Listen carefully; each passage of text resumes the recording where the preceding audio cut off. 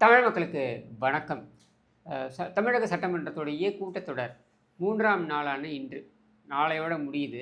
சட்டமன்றம் வெறும் 4 நாட்களுக்கு தான் இந்த கூட்டத்தொடர் நடக்கும் அப்படின்னு அறிவிக்கப்பட்டு, அதில் முதல் நாள் கரூர் துயரச் சம்பவத்தில் இறந்தவர்களுக்கு மரியாதை செலுத்தும் வகையில் அது ஒத்திவைக்கப்பட்டது.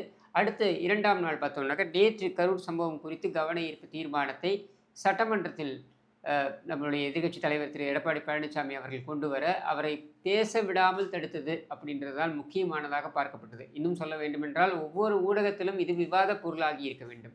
ஏனென்றால், ஒரு முக்கியமான விஷயம் குறித்து, தமிழகத்தை பாதித்திருக்கின்ற ஒரு விஷயம் குறித்து, தமிழகத்தின் நிர்வாகத்தில் ஏற்பட்டிருக்கின்ற ஒரு குளறுபடியை வெளிப்படுத்துகின்ற வண்ணம் இருக்கக்கூடிய ஒரு விஷயத்தை வெளிக்கொண்டு வந்து, அதுவும் தமிழகத்தில் ஒரு அரசியல் இயக்கத்தின் பொதுக்கூட்டத்தில் நடந்தேறிய ஒரு சம்பவத்தை மனதில் கொண்டு அந்த கவன ஈர்ப்பு கொண்டு வரப்பட்ட நிலையில், அது குறித்து பேச விடாமல் தடுப்பது அப்படின்றது ஏற்றுக்கொள்ளும் விதமாக இல்லை.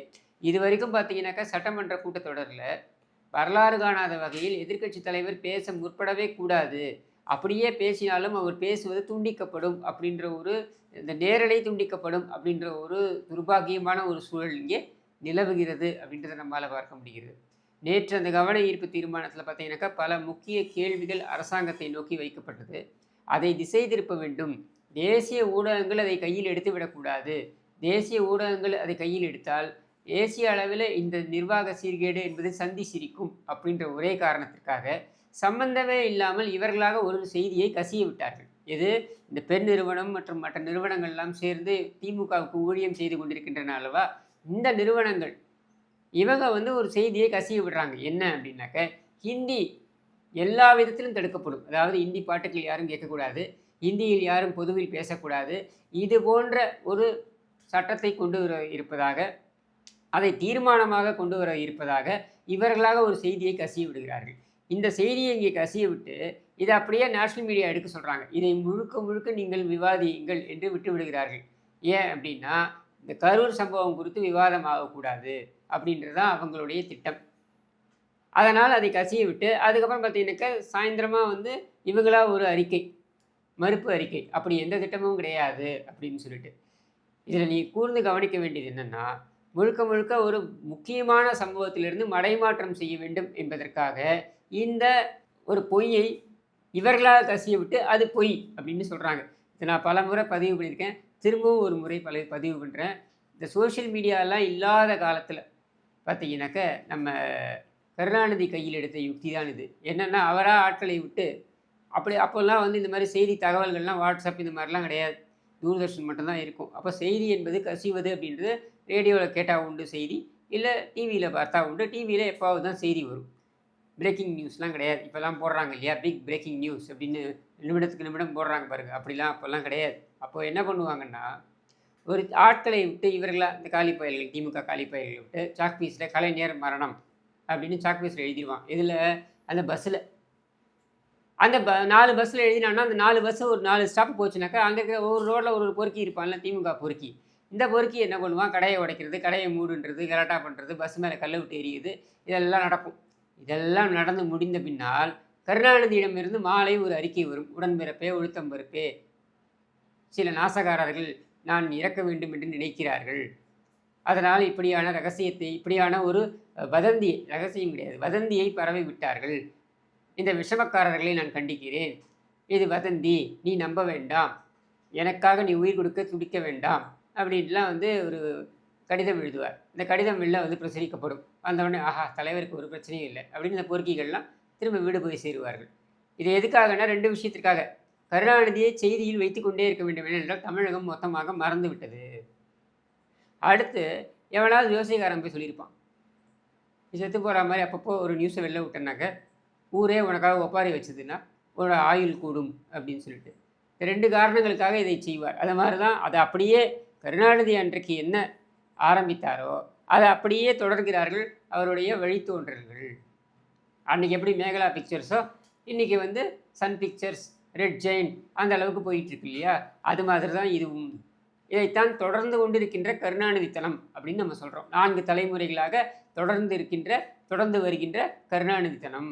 ஒரு நாள் ஒரு டிடிஆர் விடுமுறையில் சென்றதனால் 4 தலைமுறைகள் அந்த ஒரு நாள் விடுமுறை என்பது 4 தலைமுறைகள் தலையெழுத்தை நம் தலையில் கட்டிவிட்டது அப்படின்றத நம்மால் பார்க்க முடிகிறது. இப்போ இந்த விஷயத்திற்கு வருவோம். சட்டமன்றத்தில் இன்றைக்கு இந்த கிட்னி திருட்டு சம்பந்தமாக எம்எல்ஏக்கள், அதிமுக எம்எல்ஏக்கள் பேட்ஜ் அணிந்து கொண்டு செல்கிறார்கள். இப்போ இதை மடைமாற்றம் செய்ய என்ன சொல்ல போகிறாங்க, என்ன செய்ய போகிறாங்க? ஏன் அப்படின்னா, இந்த கிட்னி திருட்டு என்பது நாமக்கல் மாவட்டம், அது மட்டும் இல்லாமல் அது சுற்றி இருக்கக்கூடிய சில மாவட்டங்களில் மிகப்பெரிய அளவில் இது மெடிக்கல் டூரிசம் என்கிற பெயரில். நீங்கள் என்ன இதுக்காக கொடுத்தீங்க? கஷ்டத்துக்காக. அவர்கிட்ட எப்படி போய் கேட்டீங்க? நாங்கள் ஒரு தெரிஞ்சவங்க மூலியமாக போய் கேட்டோம். நீங்கள் யார்கிட்ட சொன்னீங்க இந்த மாதிரி நாங்கள் தரோன்ட்டு? நாங்கள் அந்த ஏஜென்ட் கிட்ட போனோம். அவர் பேர் என்ன? அவர் பேர் ஆனந்த். அவர் எங்கே இருக்கார்? ஆனந்துங்கிறவர் எங்கே இருக்கார்? அவர் அங்கே இதில் பள்ளத்தில் தான் இருக்கார். அதான் இருக்கார். எவ்வளோ கொடுத்தாரு? அமௌண்ட் எவ்வளோ பேசுனது, எவ்வளோ கொடுத்தாரு? பேசுனது 10 ரூபா. 10 லட்சம். சரி, 10 லட்ச ரூபா பேசுனாரு. 5 லட்ச ரூபா கொடுத்த மீதி எங்களுக்கு எதுவும் அவ்வளோதான் கொடுத்தாங்க. 5 தான் கொடுத்தாரு. இதை ஒரு தொழிலாகவே செய்து கொண்டு பல்லாயிரக்கணக்கான கோடிகள் இதில் புரள்கிறது அப்படின்றத நம்ம பேசி வந்தோம். இதில் இப்போ எதிர்பார்க்க வேண்டிய விஷயம் தானே. எங்கே திருட்டு, கொள்ளை, ஜேப்படியிலேருந்து ஆரம்பித்து சீரியல் ரேப் வரைக்கும் எங்கெல்லாம் நடக்கிறதோ அங்கெல்லாம் திமுகவின் கை இருக்கும் அப்படின்றது எழுதப்படாத ஒரு விதி. அப்படின்ற நிலையில் இதிலும் திமுக இருக்கிறது. எங்கும் திமுக, எதிலும் திமுக என்பது போல கிட்னி திருட்டிலும் திமுக. தாத்தா கிட்னி கடையை வைத்து வசூல் செய்கிறார், பேரன் இட்லி கடை தயாரித்து வசூல் செய்கிறான் அப்படின்ட்டு அந்த காலத்தில் கருணாநிதியை சொல்லுவாங்க. என்ன, பிள்ளையோ பிள்ளை என்று முத்துவை பார்த்து பிள்ளையோ பிள்ளை என்று படம் நடித்தார் இல்லையா? அதில் பிள்ளையோ பிள்ளை என்று மகன் நடிக்கிறான், கொள்ளையோ கொள்ளை என்று அப்பன் நடிக்கிறான் அப்படின்ட்டு. அந்த மாதிரி தாத்தா கிட்னி கடை, தனலட்சுமி, சிறுநீரகம் என்பது அது மிகப்பெரிய செல்வம், பணம் கொட்டுகின்ற ஒரு விஷயம். அந்த சிறுநீரகம் தான் பணம் கொட்டுகின்ற அந்த லக்ஷ்மியாக தனலட்சுமி ஸ்ரீனிவாசன் என்கிற பெயரில் ஒரு மருத்துவமனை. அதை வைத்திருப்பவன் ஒரு திமுக பொறுக்கி. அந்த பொறுக்கியின் மகன் அவன் இன்னொரு சின்ன பொறுக்கி. எப்படி இங்கே அப்பா சின்னது அப்படின்னு இருக்கு இல்லையா? அந்த மாதிரி இங்கே பெரிய பொறுக்கி அவன் ரோல்ஸ் ராய்ஸ் காரில் போவான். சின்ன பொறுக்கி அவன் இன்னொரு பெரிய காரில் அவன் போவான். அதில் மக்களை பார்த்து அவன் ஏளனம் செய்வான். எது? ஓட்டு போட்ட மக்களை பார்த்து, உன் கிட்னியெல்லாம் விற்றா இந்த காரை வாங்க முடியுமா? இந்த மொத்த ஊரோட கிட்னியை விற்றா தான் என்னால் வாங்க முடியும்னு அவன் ஏளனம் பண்ணுவான். அவங்களுக்கு மருந்து செலவு, டாக்டர் ஃபீஸ் எல்லாம் கொடுத்தது போக எனக்கு ஒரு 2 லட்ச ரூபா 3 லட்ச ரூபா கிடைக்கும். எங்கள் அப்பாவோட ரோல்ஸ் ராய்ஸ் காரோட விலை தெரியுமா? அது 14.5 கோடி. நான் பண்ண மொத்த ஆப்ரேஷனே 252 தான். 2 லட்ச ரூபான்னு வச்சுக்கிட்டா எப்போ நான் ரோல்ஸ் ராய்ஸ் பண்ணுறது? திருப்பூட்டூரில் இருக்க எல்லா கிட்னியும் அந்த அளவிற்கு இன்றைக்கு இவர்கள் கொடிகட்டி பறக்கிறார்கள். இந்த கிட்னி திருட்டு குறித்து இதே நீதிமன்றம் எஸ்ஐடி விசாரணை போட வேண்டும் அப்படின்னு சொன்னதுக்கு அப்புறமும் கூட இதுவரையில் அமைக்காமல் இருப்பது ஏன்? அவசர கதியில் கரூருக்கு மட்டும் எஸ்ஐடி அமைத்து விசாரிப்பதற்கு தயாரான இவர்கள், ஒரே இரவில் தயாரான இவர்கள், இதுவரையில் அதை ஏன் நீங்கள் செய்யவில்லை அப்படின்ற கேள்வி இருக்கு இல்லையா? இந்த கேள்வியெல்லாம் இன்றைக்கு சட்டமன்றத்தில் கேட்கப்படும். இதை அனுமதிக்க மாட்டார்கள். மீண்டும் நேரலை துண்டிக்கப்படும். எதிர்க்கட்சி தலைவர் பேச எழுந்தால் அவர் பேசுவது மக்களை சென்று சேரக்கூடாது என்பதற்காகவே இதை செய்வார்கள். இதை எந்த ஊடகமும் விவாதிக்காது. இதுதான் இன்றைய தமிழகத்துடைய மோசமான நிலை. இந்த நிலையை நீங்கள் தெரிந்து கொள்ள வேண்டும் என்பதற்காகத்தான் இன்றைக்கு சட்டமன்றத்திற்குள்ளாக தன் சட்டையிலேயே கிட்னி திருட்டு அப்படின்றதை வெளிப்படுத்தும் விதமாக கிட்னிகள் ஜாக்கிரதை, திமுக காரர்கள் உலாத்துகிறார்கள், அவர்கள் எந்த வேடத்திலும் வருவார்கள், எந்த ரூபத்திலும் வருவார்கள், அதனால் உஷாராக இருங்கள் என்று மக்களை உஷார்படுத்துவதற்காகத்தான் இன்றைக்கு அந்த கிட்னி திருட்டு என்பது சட்டமன்றத்தில் ஒலிக்கப் போகிறது. ஒலிக்க விடுவார்களா? ஐஸ் ஃப்ரூட் அப்பாவு இதற்கு அனுமதி கொடுப்பாரா என்பதனை பொறுத்திருந்து பார்ப்போம் என்று கூறி விடைபெறுகிறேன். நன்றி, வணக்கம்.